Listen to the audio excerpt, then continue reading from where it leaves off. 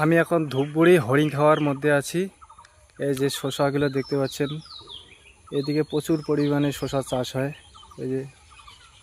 এই যে একদম দূর দূর পর্যন্ত দেখা যাচ্ছে জাঙ্গিগুলো, সব শসা।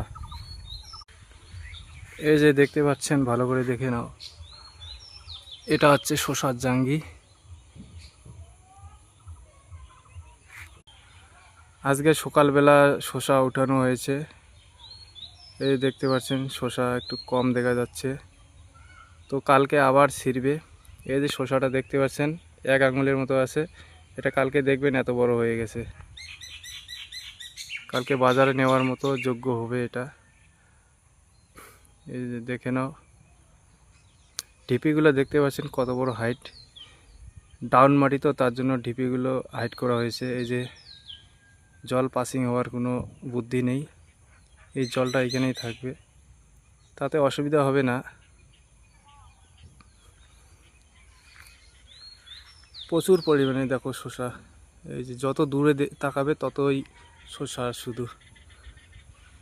গেলবারের থেকে এবার একটু শসার বাজারটা কম আছে, কেননা এবার চাষটা প্রচুর পরিমাণে হয়েছে। গেল বছর পাইকারি 40-50 টাকা থেকে শুরু, কিন্তু এবার 20 থেকে 25 টাকা পাইকারি।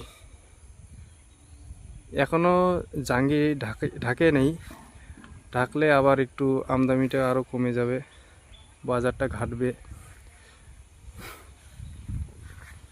এদিকে সামনে নিয়ে যাচ্ছি।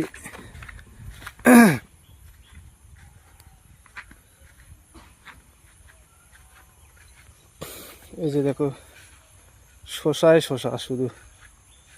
এই যে এদিকে পাট।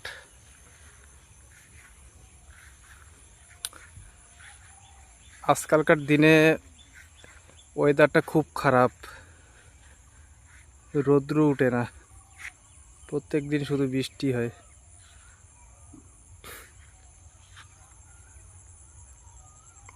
এই দেখো প্রচুর পরিমাণে ফল, দেখো এগুলো কালকে সব উঠবে।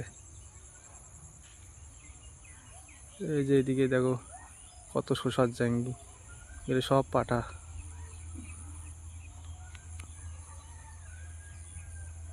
এটা ধূপগুড়ি হরিণখাওয়া এলাকা।